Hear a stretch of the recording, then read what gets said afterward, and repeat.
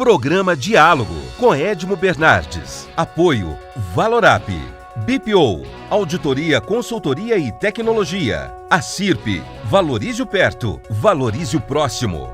Muscake, venha reconhecer a unidade Itatiaia. Sicredi, gente que coopera cresce.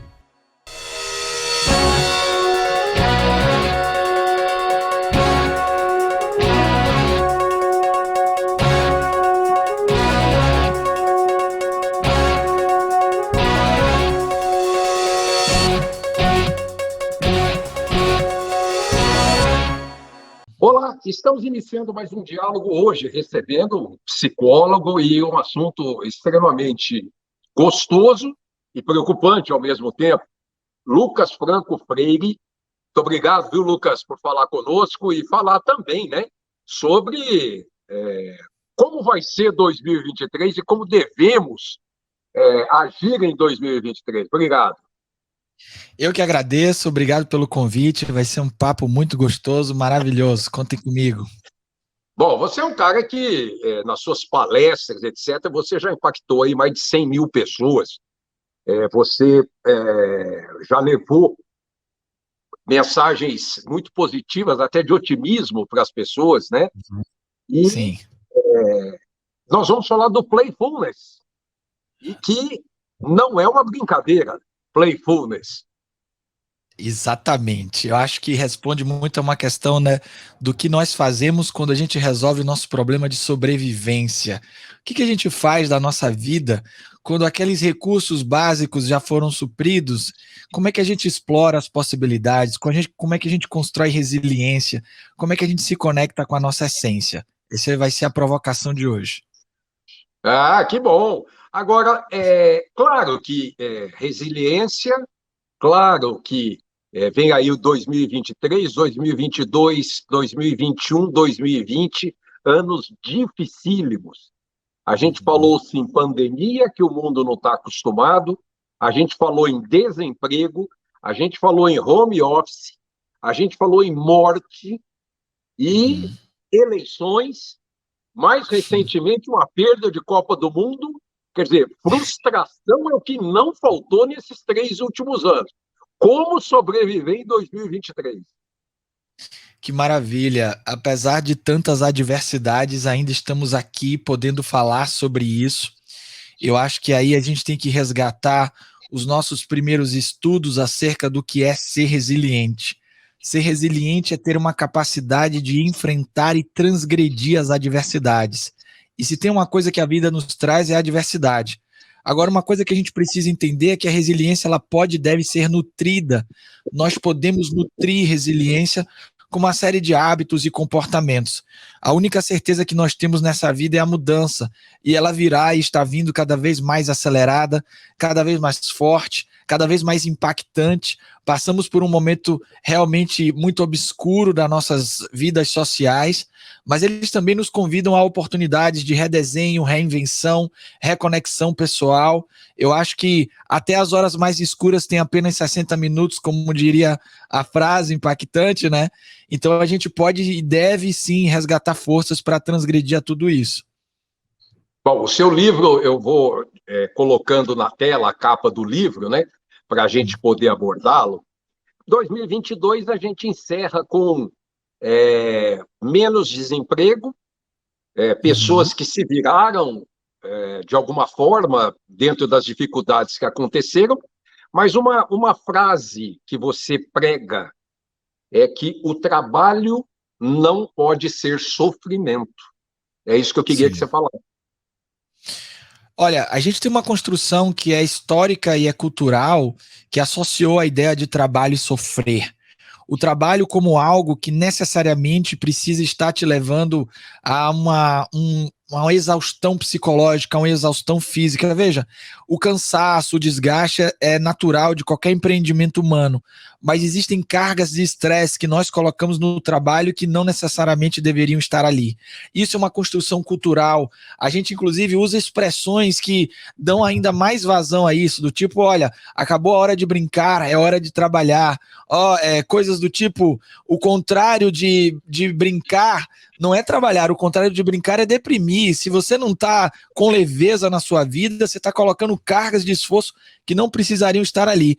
Então a minha ideia, e é algo que se a gente ficar bem atento aos sinais, a gente vai perceber, é de quebrar essa relação que está intrinsecamente construída na nossa história, de que trabalho necessariamente precisa nos levar a sofrimento. É claro, é cansativo, é desgastante, mas pode ser leve, pode ter um ambiente mais saudável. A gente pode produzir com bem-estar. E eu acho que isso é que se tornou uma urgência para todos nós, principalmente depois da pandemia.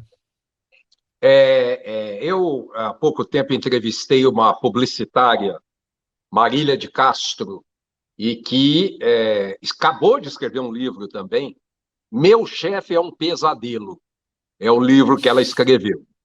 Bom, sim, aí eu vou transportar isso para você. Quer dizer, a gente quer ser feliz, a gente quer trabalhar bem-humorado, mas meu chefe é um pesadelo, Lucas. A gente tem que entender o porquê que isso ocorre e com tanta frequência. Na verdade, existe um histórico também de associarmos a ideia de produtividade a uma relação coercitiva e de medo. Então, meu chefe é um pesadelo. E o que eu faço do pesadelo? Eu fujo, eu me defendo, eu luto.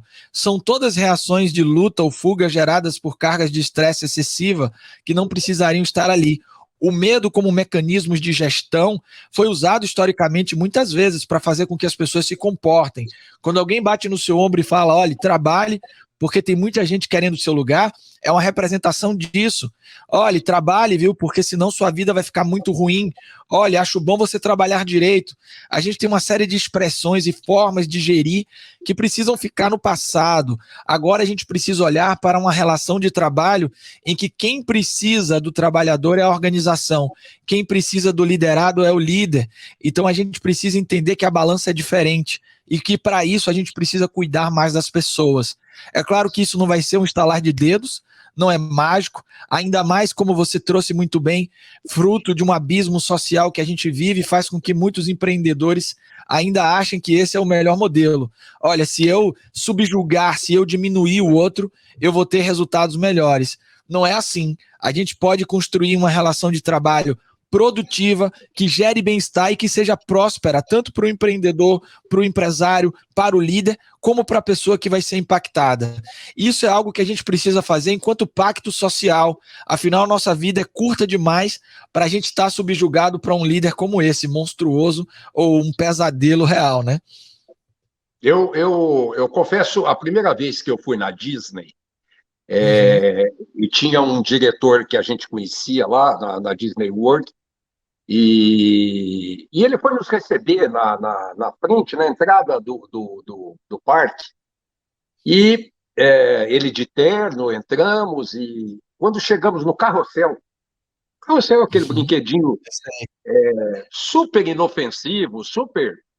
Ele virou e falou assim, bom, vamos entrar no carrossel todo mundo, ele de terno, a gente bermuda, etc, tal, sentamos no carrossel, e começamos a girar, acabou, eu virei e falei assim, nossa, meu Deus do céu, eu queria montanha-russa, eu queria, etc e tal. Aí ele parou-nos, ele falou, eu estou indo embora trabalhar, mas eu fiz questão de começar essa jornada para que vocês se soltassem, para que vocês se desamarrassem, para que vocês ficassem livres de tudo o que é estresse, de tudo o que é nervoso, passado, o que não é para estar aqui agora, por isso eu pedi para todo mundo sentar no carrossel. Então, daqui para frente, respirem, vocês vão se divertir. Eu usei essa analogia, que é verdadeira, para perguntar, é possível se divertir no trabalho? Olha, é possível, não só é possível, como deveria ser um direito universal. Eu acho que essa sua história ela é muito interessante porque ela realmente está muito conectada a tudo que eu venho trazendo e provocando líderes, organizações e pessoas. Agora ela depende de duas vias. Uma via é a organização construir ambiência, construir relações que promovam e aceitem isso como algo tranquilo e legal, e também um protagonismo das pessoas de buscar isso dentro das suas jornadas. Trabalhar não deveria ser só sofrer, vai ser cansativo, vai ser algo desgastante, O aspecto divertido, é interessante você trazer isso, porque eu estou aqui na minha frente com um livro do Henry Ford chamado Minha Vida, Minha Obra, em que ele traz uma expressão completamente contrária a essa. Ele fala o seguinte, olha, a hora de trabalhar é de trabalhar, a hora de se divertir é se divertir, jamais deveríamos misturar uma coisa com a outra. Agora a gente tem que entender que essa era do Henry Ford ficou para trás. Agora nós vivemos uma possibilidade de uma nova era. A gente entende que pessoas produzem mais quando ela tem o estresse produtivo e não o estresse crônico. Então, se eu coloco cargas de estresse que não são só ligadas à performance, eu estou criando um terreno propício ao estresse crônico, que vai ser a porta de entrada para uma série de adoecimentos, como transtorno de ansiedade, depressão e por aí vai, o que a gente já via antes da pandemia, com um alto índice dentro das organizações, muitas vezes por não dar esse espaço, o espaço à leveza, o espaço a gente produzir com leveza. Esse é uma necessidade geral, coletiva, e um direito de todos. Coitado do Henry Ford, se ele ouvisse falar em ESG, em governança corporativa, aí, pelo amor de Deus, o Henry Ford. Mas na sua obra, você fala em constante mudanças no ambiente corporativo, e você traz ferramentas para transformar a maneira como o trabalho é encarado. Sim. Uma coisa interessante para a gente prestar muita atenção é que nenhuma organização vai sobreviver em um ambiente tão incerto, inconstante, se ela não construir uma possibilidade das pessoas darem soluções, se ela não tiver uma escuta, ou se as pessoas não se sentirem aí empoderadas, com segurança psicológica, para poder falar, para poder questionar o status quo. Então, se a gente não construir uma série de modelos de gestão, ferramentas, técnicas, para ajudar tanto as organizações ou as pessoas para se empoderarem desse processo, as organizações vão ficando para trás por falta de ideias. Imaginar, nutrir a imaginação, construir um pouco do que o mundo corporativo às vezes tem dificuldade de lidar, que é com aquele pensamento divergente. Construímos muita história e é muito importante com a convergência, com a disciplina operacional, com a repetição dos processos. Agora a gente pode e precisa nutrir um pouquinho mais as organizações e as pessoas do pensamento divergente. E isso está no que eu chamo de play da vida, a exploração dos talentos, a exploração das possibilidades, muitas vezes alimentar a criatividade, que é instrumento da resiliência. Bom, ô Lucas, eu vou chamar o intervalo rapidinho, daqui a pouquinho nós estamos de volta, até já.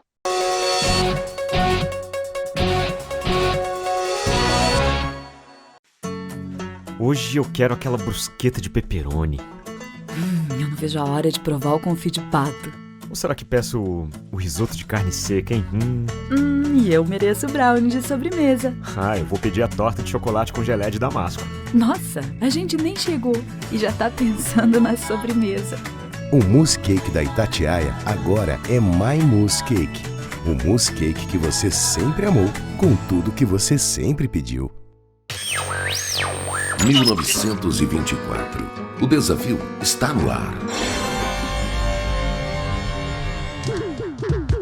Rádio Clube. Liderança total. Lembra daquela festa onde você foi, que tinha um monte de gente e de você chamando mais amigos? Afinal, sempre cabe mais um, não é? Você também se lembra que, depois da festa, teve beijos nos pais, nos avós e abraços nos amigos? Pois é, um deles está agora na fila do hospital esperando uma vaga. Falta de ar. Valeu a pena? 3 ou 4 horas de diversão para colocar em risco a vida de uma pessoa? Tome cuidado, porque assim como o vírus, arrependimento também mata. Em vez de ficar sonhando com dinheiro, pense em mim, poupe em mim, guarde din-din, meu amigo parceiro. Vamos pegar o primeiro milhão, com destino à felicidade. A felicidade é poupar no Sicredi. Poupança premiada Sicredi. Economize todo mês e concorra a milhões em prêmios com destino à felicidade.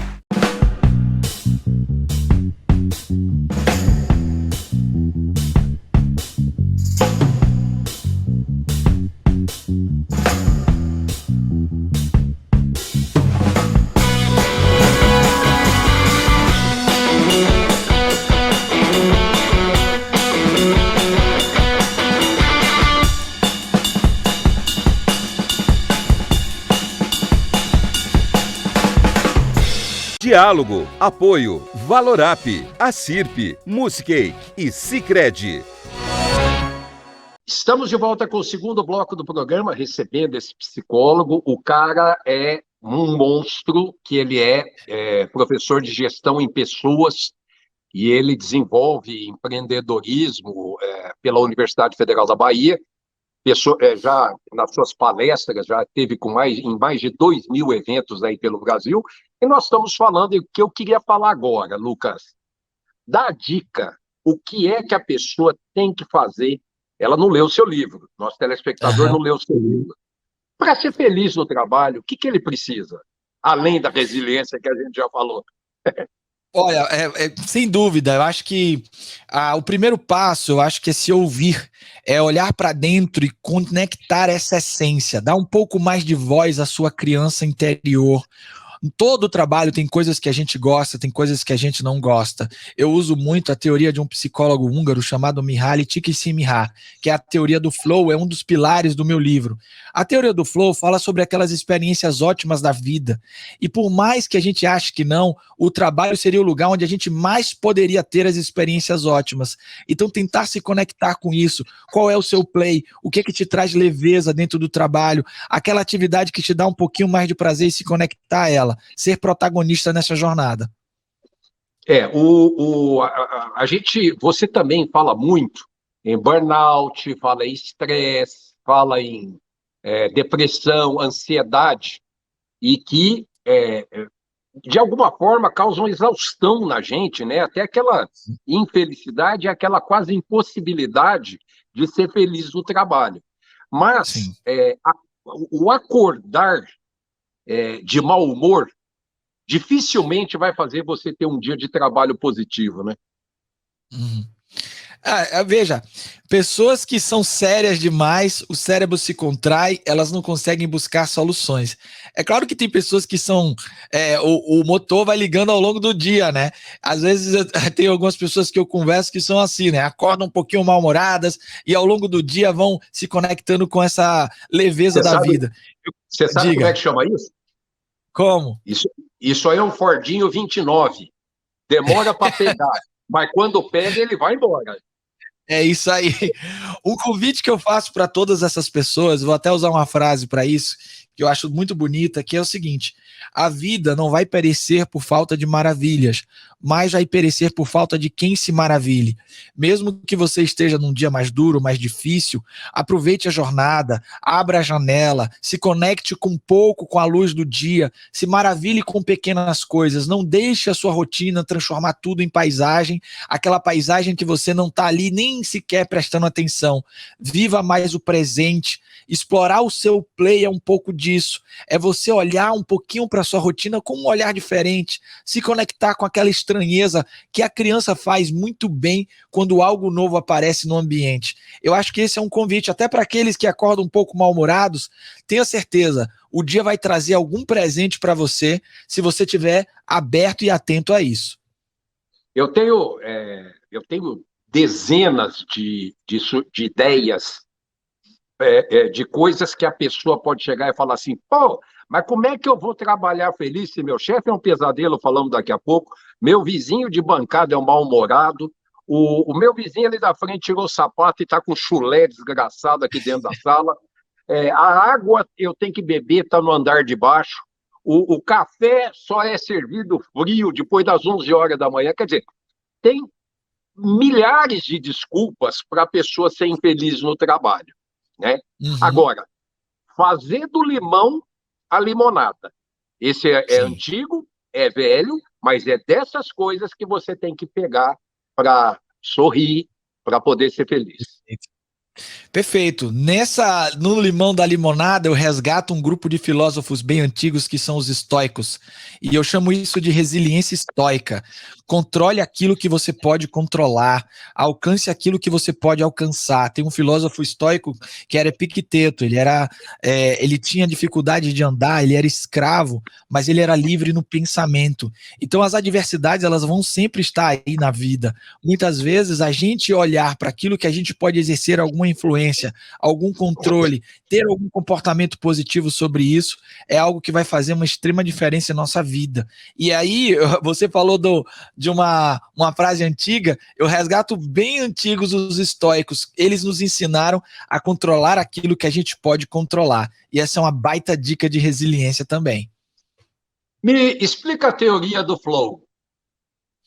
A teoria do flow é uma teoria de um psicólogo húngaro, é uma descoberta muito interessante de um estado de consciência, quando o que a gente sente, o que a gente faz e o que a gente pensa entram em convergência. São aquelas experiências na vida que a gente não vê o tempo passar, que a gente olha o relógio e fala, meu Deus, já passou tudo isso.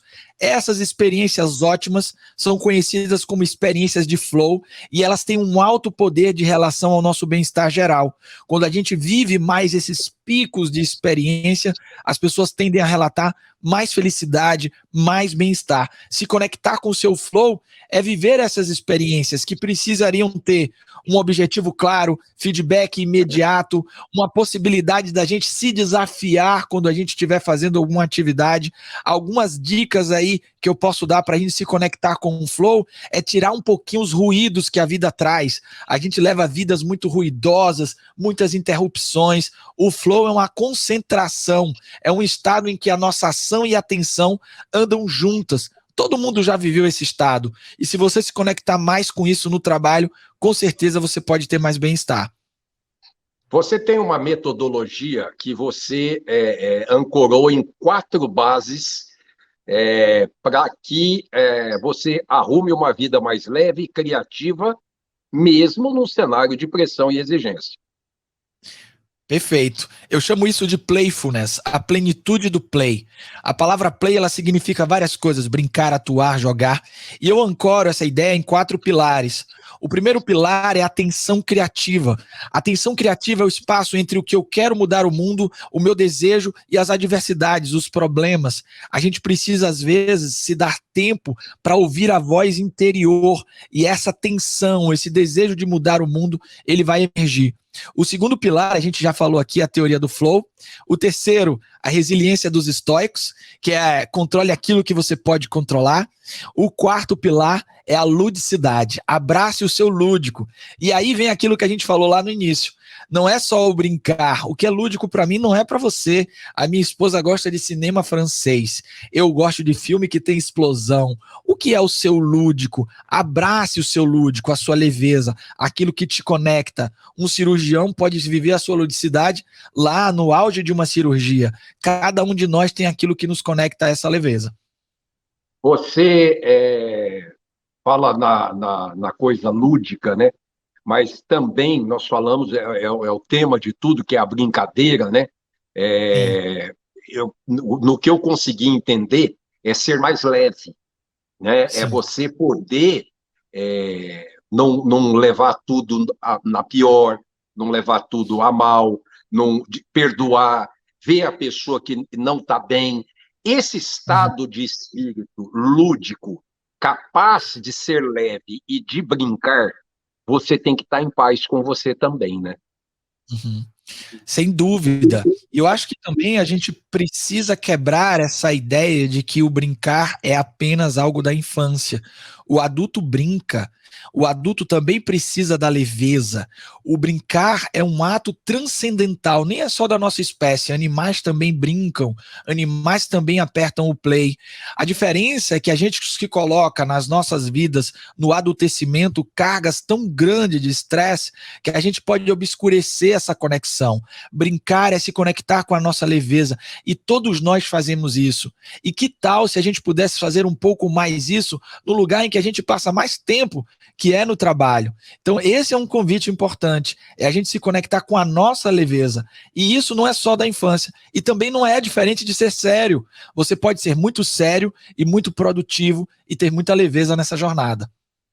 E tem muito a ver com a criatividade, né? Porque você fala isso, você defende isso, né?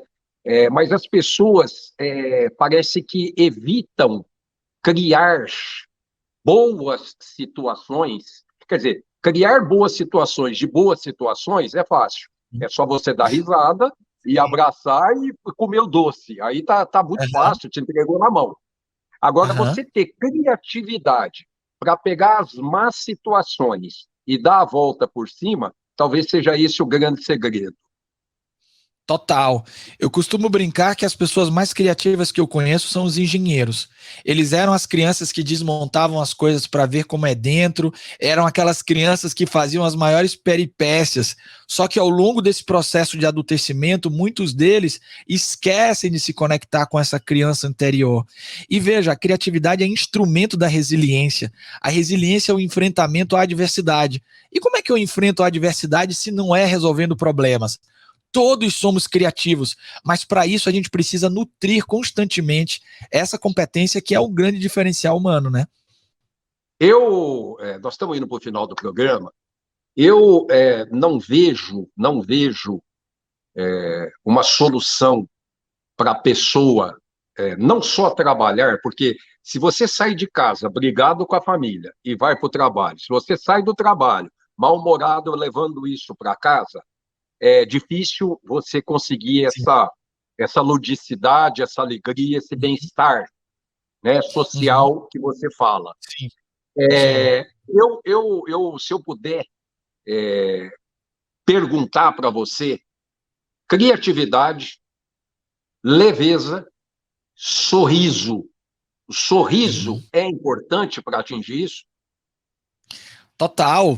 O humor é uma das estratégias humanas para lidar com as adversidades. Se a gente for conversar com os humoristas, a gente vai ver que o riso é o bug do cérebro. Quando o cérebro da gente entra num estado de confusão, ele ri, é como se a gente estivesse tentando buscar soluções para os problemas que a gente está enfrentando.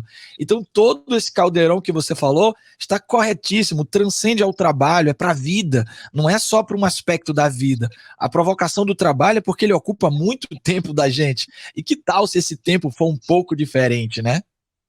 Mas, então eu vou deixar aqui para o telespectador, não precisa dar risada no velório, mas você pode dar risada mesmo sem ter ouvido uma piada. Talvez seja essa uma ideia de você transmitir um pouco da sua felicidade. Lucas, muito obrigado, querido, pela gentileza e pela aula de conviver bem, de viver bem e de positivismo. Eu que agradeço, obrigado pelo convite, que a gente possa convidar mais pessoas a apertar o play da vida. Lembrem-se, o contrário de brincar não é trabalhar, o contrário de brincar é deprimir.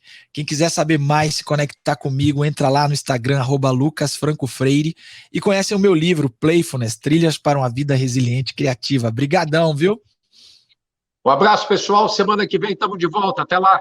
Programa Diálogo com Edmo Bernardes. Apoio Valorap, BPO, Auditoria, Consultoria e Tecnologia. A CIRP, valorize o perto, valorize o próximo. Muscake, venha reconhecer a unidade Itatiaia. Sicredi, gente que coopera cresce.